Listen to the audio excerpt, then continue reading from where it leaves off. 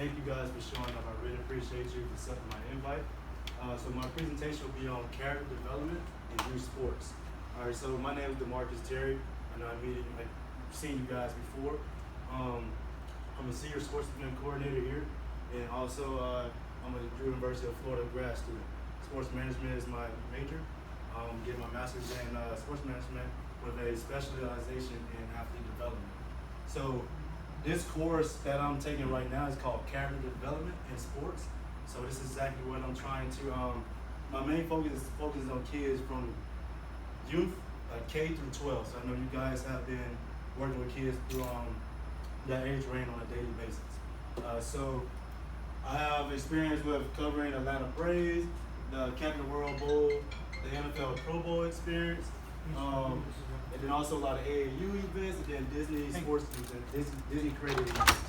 So my portfolio covers from K through professional sports. So I have the opportunity to witness a lot of coaching on different levels. So the purpose of my presentation is coaching, actually, focus on coaching in sports. So you guys work with youth every day. And my goal is to touch on 5 progressional stages in sports. So you got the foundational stage, which is from 5 to 7 years old. You have the post-foundational stage, which is from 6 to 10. You have the mid-level stage, which is from 11 to 14.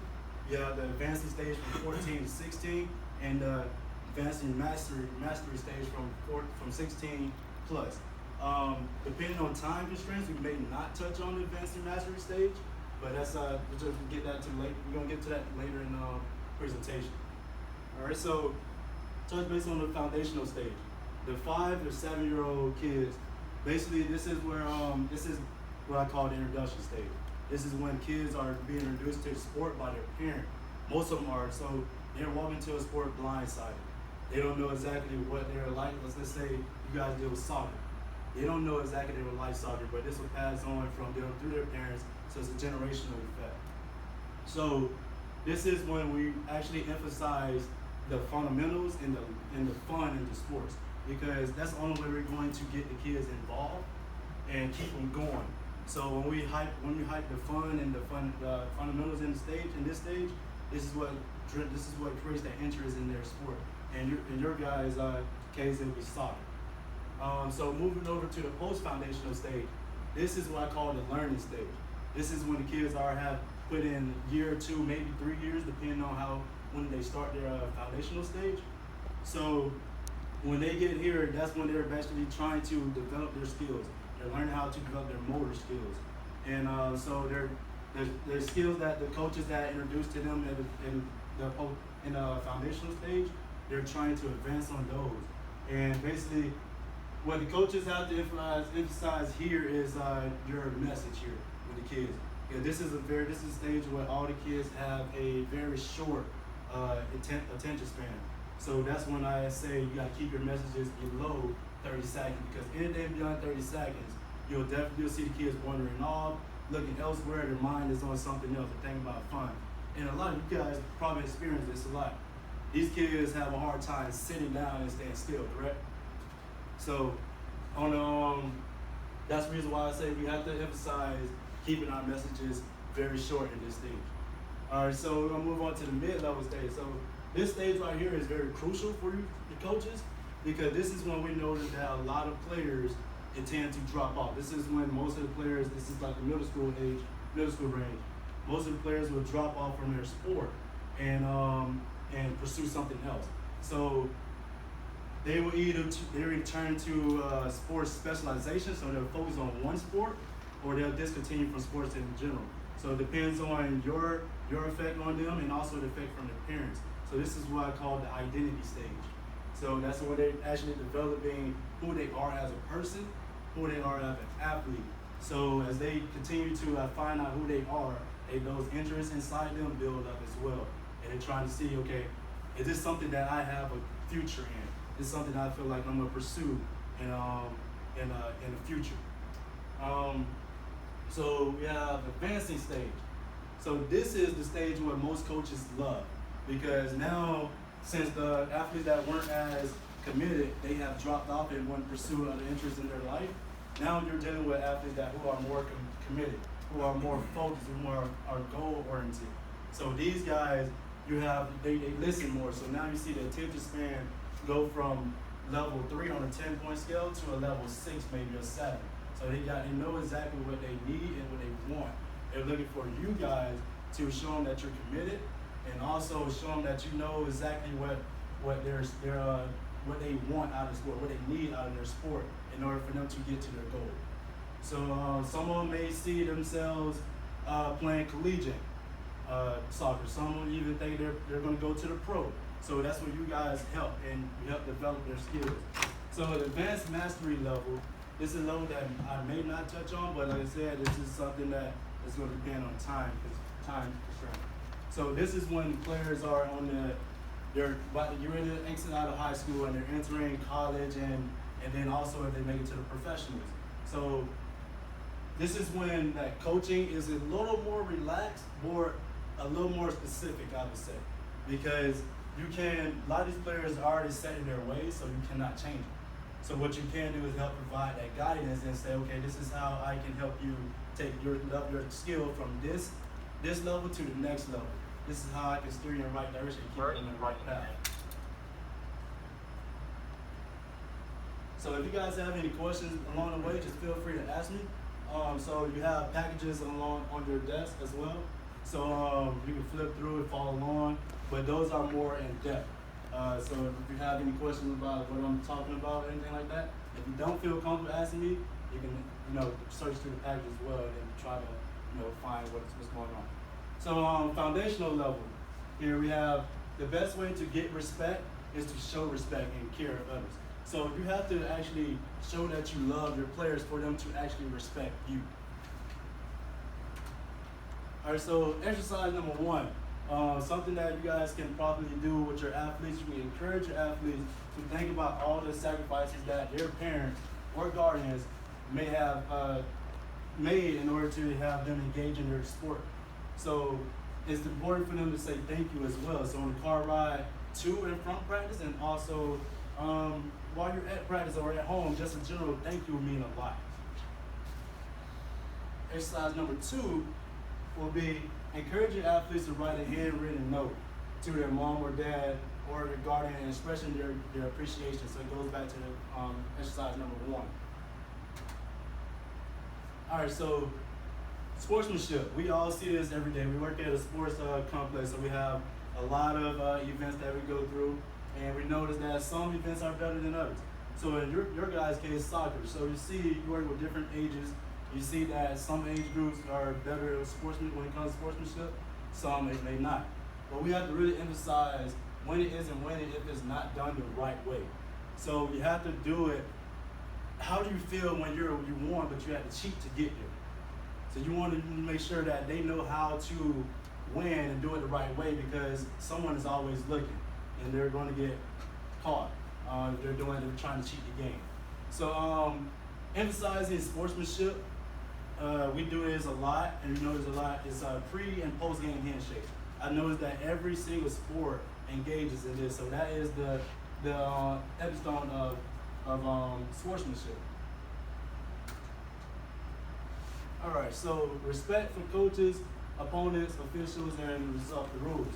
So the reason why we do not see more gratitude and appreciation from our youth for their financial sacrifice or time commitment that parents invest in their child's athletic opportunity is due to the fact that many young boys and girls are playing the sport for their dad or mom rather than for the joy and thrill of challenges inherent in sports. So when it comes to this, a lot of these parents, like I said from the very beginning, a lot of these kids are playing the sport because they have been introduced to the sport by their parents, or their friends are playing in it. So they're being influenced by something that is external, but not internal. So that's the reason why we had to really emphasize the gratitude and appreciation for our youth. All right, so this is something that is very, it's plaguing our youth today. We have 24 million kids in the United States alone that grow up without a biological father. So they look at you guys because you have coaches' roles are very, I would say, underestimated because you guys have multiple hats you have to wear at all times. So you're wearing the coach's hat, of course, but you're also a parent away from home, and then you're a mentor. You're so basically what it is. Coaching is a commitment. So when you're out on the field, these players are trusting you guys to lead them in the right direction because, like I said, we're working with the youth here. The youngest age group, they don't know exactly what is going on, so they're learning everything from you guys. So they're trusting you guys to be there for them, not only as a coach, but as a mentor, a teacher, a guidance counselor, a parent. Because, like I said, some of these players don't even have the biological father in their life, and the majority of our coaches in the United States are male figures. So we have to exemplify that figure that they need, that male figure that they need in their lives. All right, so coachability. We're moving on to the post-foundational stage. So I said this is stage from 6 to 10. So this is when we really emphasize deliberate and intentional practice. So when I say deliberate and intentional practice, it's basically practicing the thing over and over and over again. Practice makes perfect, so it's a learning stage. So one of my favorite quotes I learned in the book, David Prince, I am either going to win or I am going to learn. No losing. Because I am going to win or I am going to learn.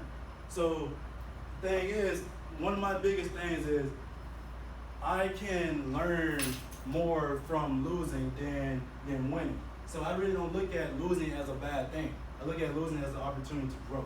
So with David Prince, he said I can either win or I can learn. He always goes to every single opportunity with that mindset that I'm going to win and I'm going to learn from it to better myself next time when that opportunity comes around again.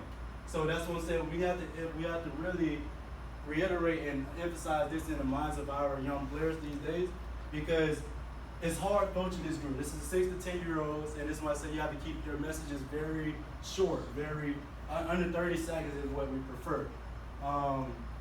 So this is going to increase the coachability in them. So we got integrity and honor.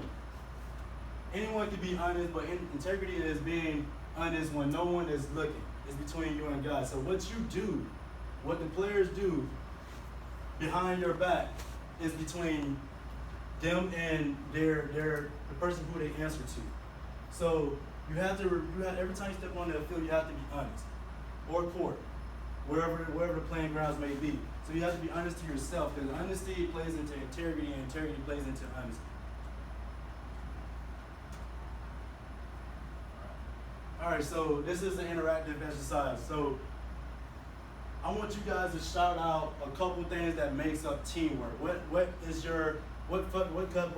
factors makes up the word teamwork? What are you looking for your players to exemplify the ultimate teamwork? Communication. Communication. That's one. Respect. Respect. Anybody else? Work each other. Work ethic? Work each other. Work. You said work hard. Yeah, Work together. Yeah, work together. All right, like it. Work together. Anybody else? All right, so we had a couple of them. I like it. Number one, trust. So in order to have that teamwork, you have to be able to trust each other. You have to have that bond. It has to be. You have to translate that teamwork into a brotherhood or a sisterhood. It depends on what the gender that you're working with. Number two, loyalty. Trust and loyalty goes hand in hand. You have to be able to commit to what you're doing. So I have to know that if you're out here on this field, you're going to go to war with me no matter what. You're on my team, and we're going against the opponent. Three, commitment. So all three of these, they all play with each other. So you have to be able to commit your time. You commit your effort. You're basically, when you're out there, you're as one. It's a one unit thing. It's not, everyone is not playing by themselves unless you're running track. So one quote I want to point out is from the University of Florida women's head basketball coach. said the biggest lesson or value in team sports in particular is learning to be part of something that is bigger than just you. So I know, I'm not sure if you guys watch basketball often, but basketball is one of my favorite sports. And you always hear the big figures like LeBron James, Dwayne Wade, Carmelo Anthony, and so on, saying that it's bigger than basketball. So for in your guys' case, it's bigger than soccer. So one great thing about sport, we unite a community. Everyone comes together. So that's something that not many other things out in the world that can do. They cannot unite the people like sports can. Sports can bring you together because, like, let's say me and you, we like the same team, or we like the same player or whatever. Now we already got a conversation going on, and we got something that brings us together. So that's one unique thing about sports. So we're gonna move on to listening and focus. Athletes and coaches should be listening and focusing on the now and to develop the tomorrow. So basically what that means is it goes both ways. So athletes have to listen to their coaches in order to develop their skills, and coaches, you have to listen to your athletes too, because each and every athlete is different, and you guys know that you work with them every day. So what you do for one athlete may not work for the other athlete, and then vice versa. So you have to tailor your skills. So one thing that we can do in order to increase listening among our athletes is implementing yoga. Or you can do one fun exercise is blind dodgeball. So in order to reduce the risk of injuries, you can do it. Make sure you implement the rules of having your player throw the ball with their less dominant hand. So whoever is right-handed, make them throw on their left, and so on, so on. So and then also, I've said again, we have to really emphasize keeping our messages below 30 minutes, 30 seconds. All right, so we're gonna move on to the last character value of the post-foundational level is understanding how to compete. So an athletic endeavor is only worth winning if one does it the right way. And I mentioned this before. So exactly, athletes really have to learn how to compete and compete the right way, but it's like a domino effect. So you're leading the domino. If you're doing it the wrong way, they're going to follow behind you because you're forming that guidance, you're that mentorship. They're going to follow you guys. So you're an example of what they need and then what they're going to follow. So that's why everything follows through you guys. Because the challenge today is that we have a generation of coaches who were born and raised in with the win at all cost mentality, and many of them do not know how to teach character in a competitive setting. So basically, what that means is our coaches were brought up. They were brought up to basically like, all right, I need to win. I'm gonna win regardless, and I'm gonna win any way possible. But that's not the way that we should be teaching our kids. We should be teaching the kids how to win, but win the right way. Well, make sure they're walking away from the victory feeling the best of themselves. Like they left everything on the field and they did it the right way. They didn't cheat the game that they love. They didn't cheat themselves. They didn't cheat the coaches, parents, or any fans of the game. All right, so we're gonna move over to the mid-level. So this is the most crucial stage to me because this is when I told you guys that most of our athletes in 10 on exiting the game, cutting ties with their sports. So they either, one, like I said, leave the game, or they become specialized in a particular sport. So they move away from the sports sampling role that we normally encourage. So we encourage kids at a younger age to sample multiple roles, multiple sports, so they can generate those motor skills that they can use. So now kids find out, okay, I love soccer. I'm going to cut my ties with football, or vice versa. So, or maybe they actually just grow out of love. They never had love for the sport, and they were actually doing it for their parents because their parents were forcing them to play this role. So that's one thing that we have by this mid-level stage is very crucial because you guys are dealing with a tough time. You got kids going in and out of the sport. So consistency at this level is really low. So we'll move on to discipline. So discipline, some kids have a hard time listening and focusing and following directions. So in this stage right here, I would say we're going to move on to exercise. So come up with a team goal that will increase the team discipline. So a lot of kids are very focused, very goal oriented. So if you come up with a goal for the team, say, hey, today we're going to hit, just throw a number out there, 15 goals or whatever. And so now you got each kid that they become competitive because they want to contribute to that goal. They want to get it done. So that right there makes them become more disciplined because they have to learn, they have to listen to you guys and learn from you guys in order for them to achieve that certain goal. So and then exercise. Number 2, ask your athletes to think about an area of their lives that they know would benefit greatly from becoming more disciplined. So something that's weak in their lives. Let's say they're constantly talking back to their parents. How can we correct that?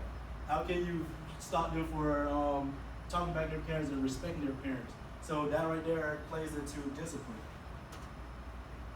All right, so timeless and time management. One of my favorite quotes is from the notorious coach John Wooden. Not sure if you guys heard of him, but he coached at UCLA. So be quick but don't hurry. Be quick but don't hurry. So that means get things done in a timely manner, but don't rush it to the point where you make a simple mistake. You overlook a mistake. So you want to be efficient, but don't be rushed. So one of my other favorite quotes is, if you're not 10 minutes early, you're late. So that right there tells me how focused you are when it comes to attending practice on time. Are you showing up late? Because if you're 10 minutes early to practice, you probably don't have enough time to put on your shoes or whatever, and basically it takes a while to get yourself in game mode, get yourself ready to rock and roll. So if you're not showing up exactly on time, if you're not showing up ahead of time, probably say 30 minutes or so, you're going to feel rushed. Let's go back to that quote by Coach John Wooden, don't hurry.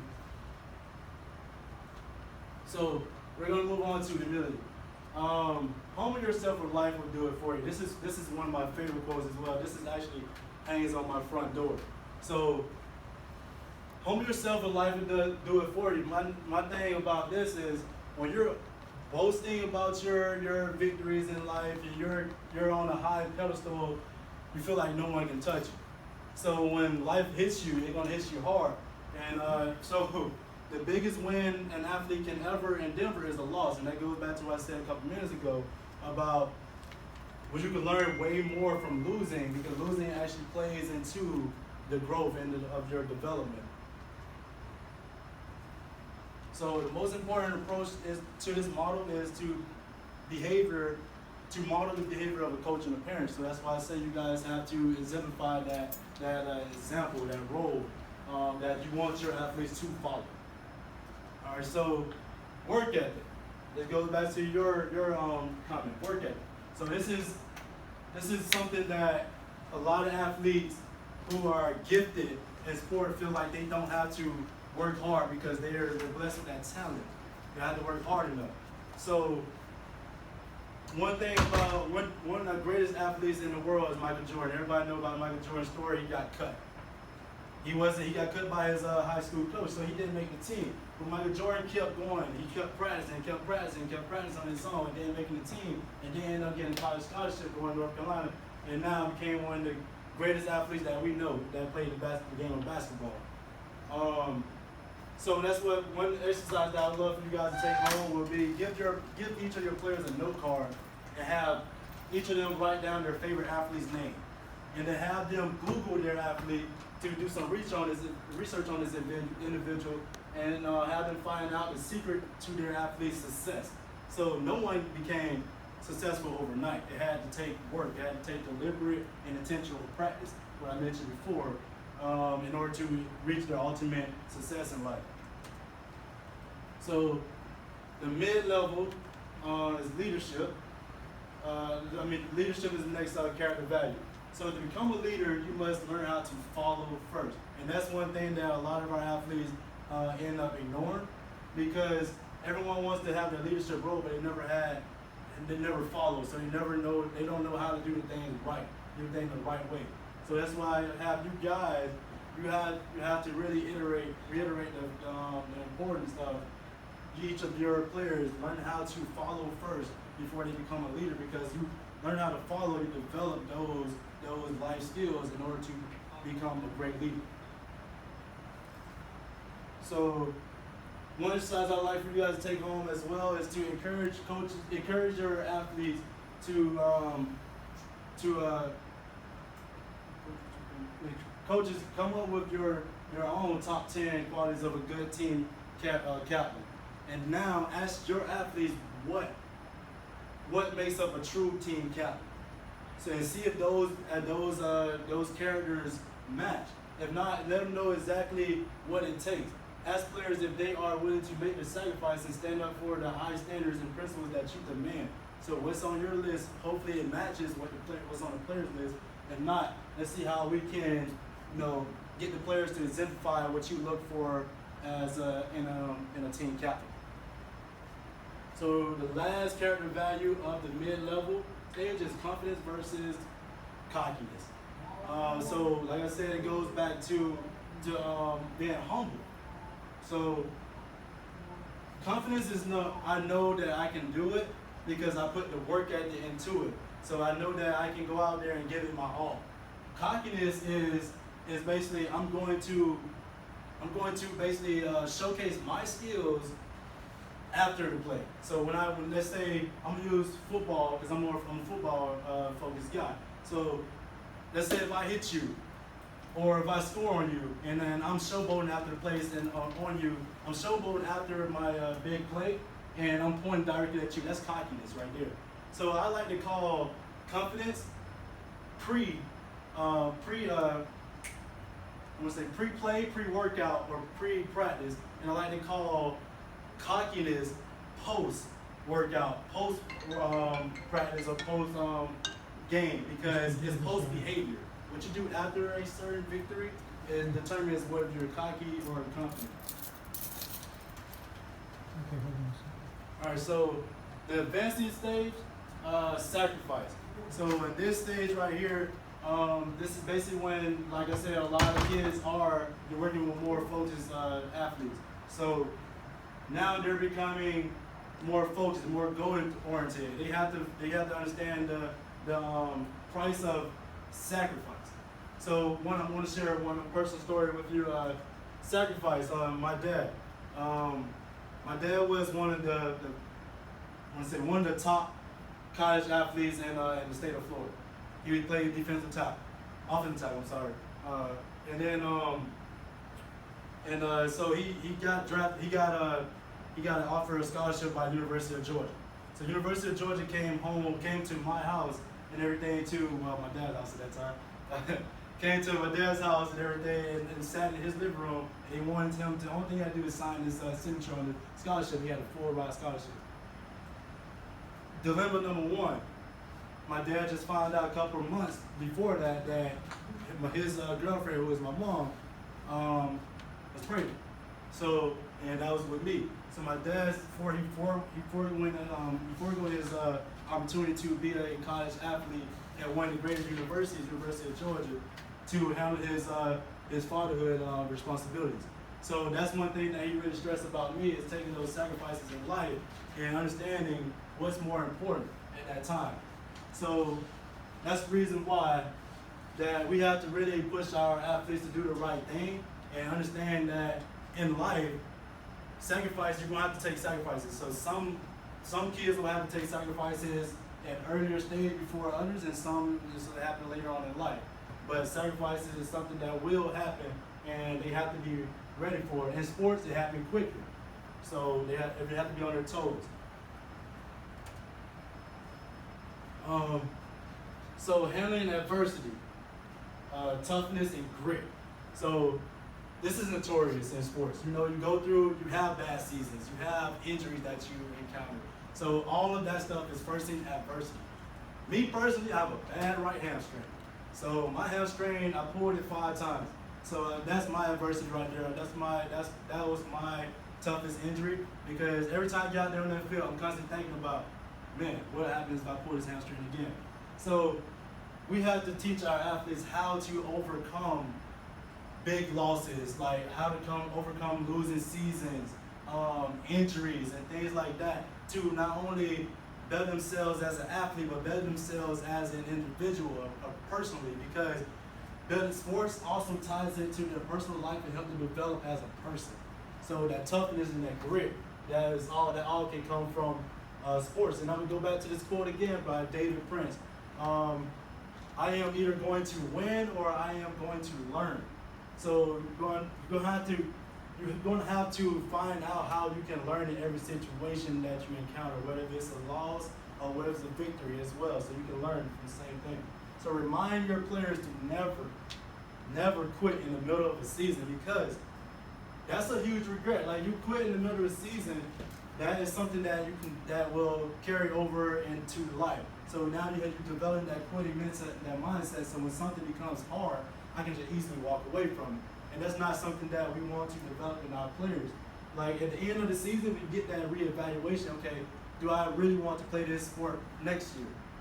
That's the time. That's the appropriate time to do it. But never walk out on your team, because now you're cutting ties. You're going back to what the previous character values that I stated: trust, loyalty, commitment. You're showing your team that you're not there anymore. You're showing them that you're more important than them. And like I said, it's bigger than soccer. It's bigger than sports. So once you unite as a team, you're as one. So that's one thing. You're walking away from your team. You're walking away from everybody. So you're leaving yourself out.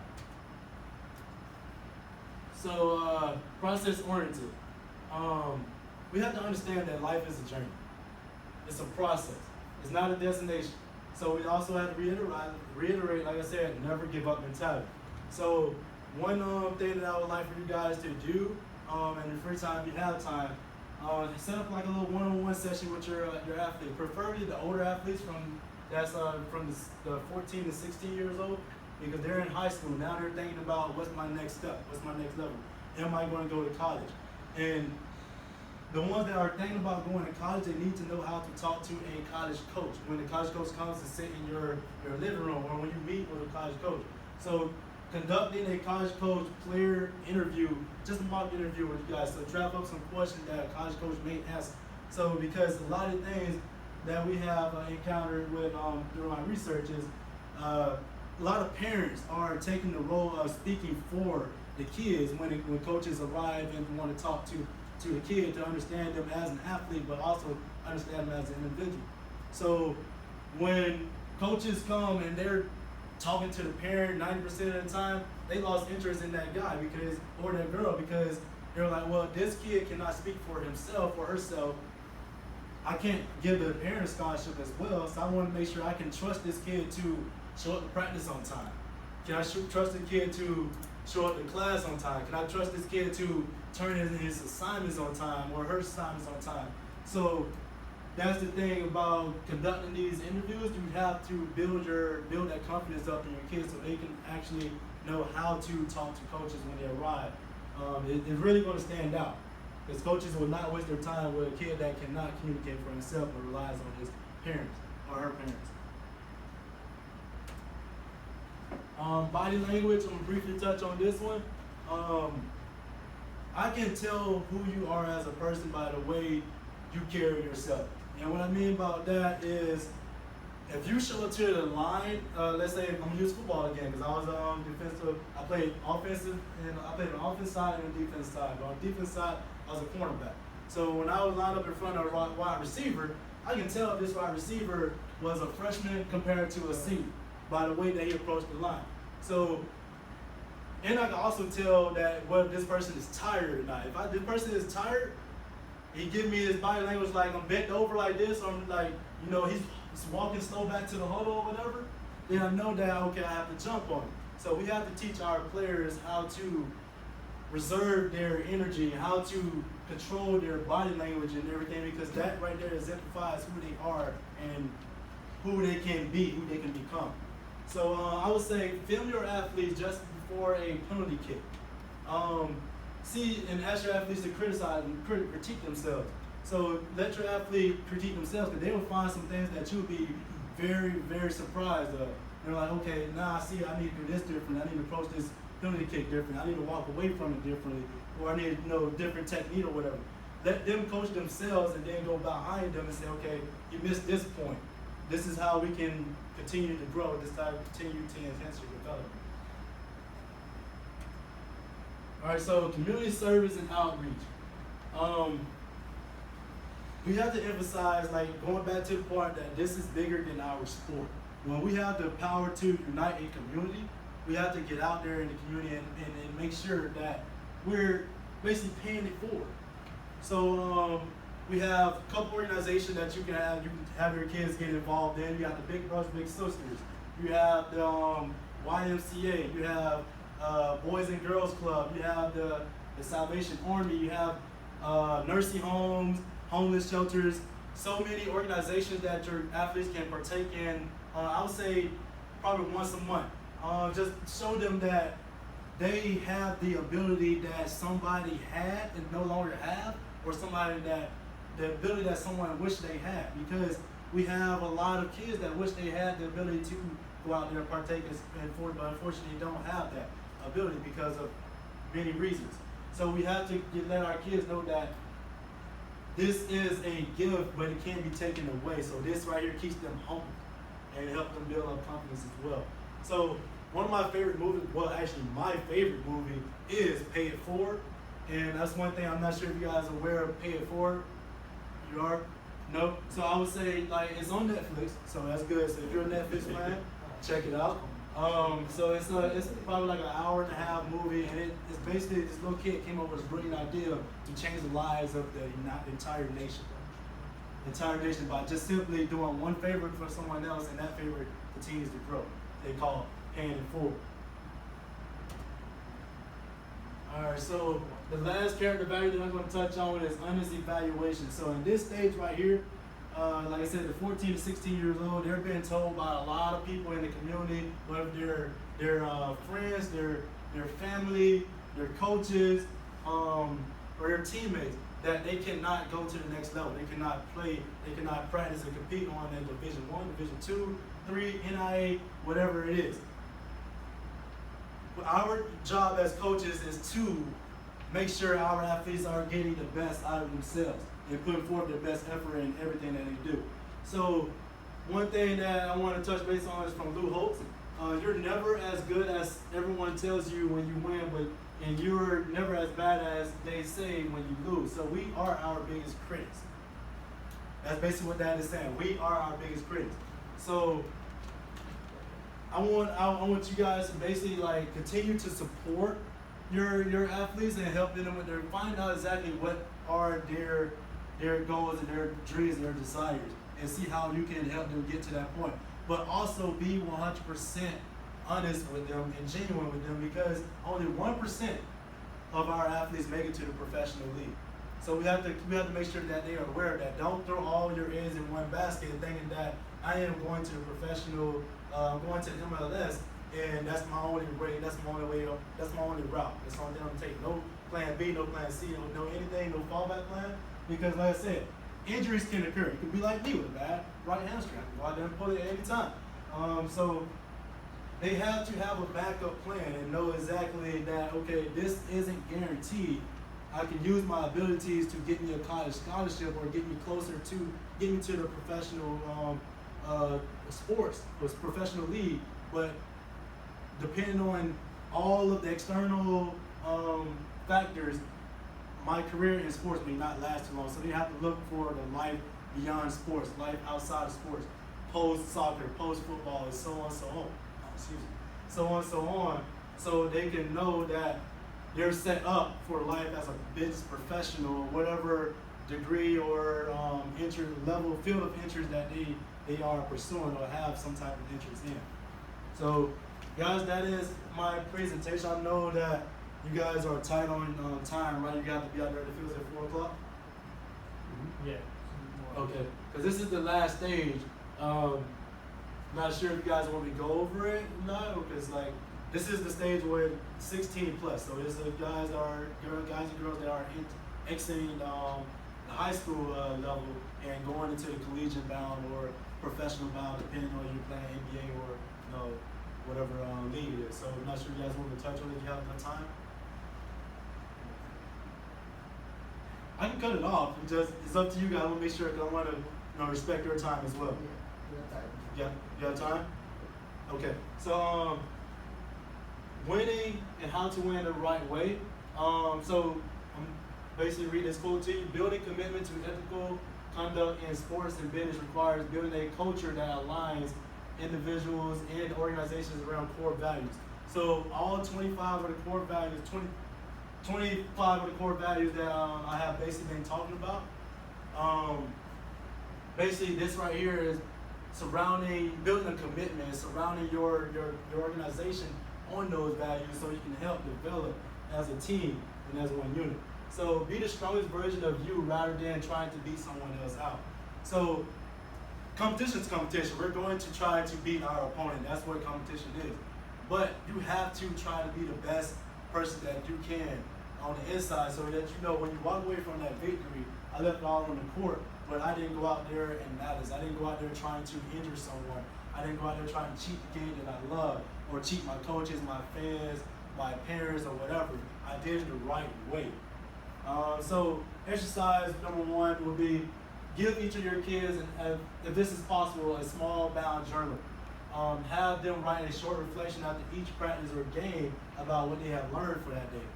So this right here would be good because this is a reflection tool. They can look back and say, okay, I learned this today. Now, what can I take into tomorrow's practice or tomorrow's game in order to grow, in order to develop, in order to not only grow and develop as a person, but how can I help my teammates become better in order for us to have, the best season or to grow as a group. All right, so servant leadership. This is by far, to me, I think the best leadership because you have to serve. You have to serve before you basically receive. I say first to make sure that other people's needs are being served. So that's basically like the basic of servant leadership. Servant leaders serve first before they look for anything in return. So they do it out of their kindness of their hearts. So my question for coaches here, what behaviors will you model?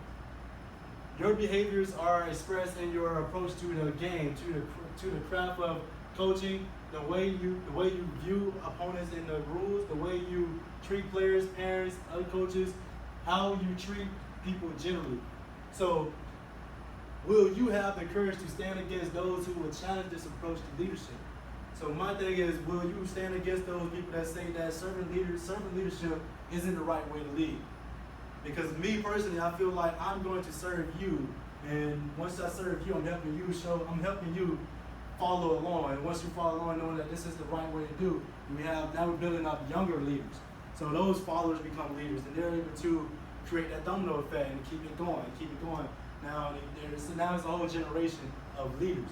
Everyone is doing it for the right cause, doing it for the better cause. So coaches who are servant leaders succeed by developing their players, personally, professionally, and athletically. And I'm throwing one other thing in there as well that a lot of people forget to mention, but academically too.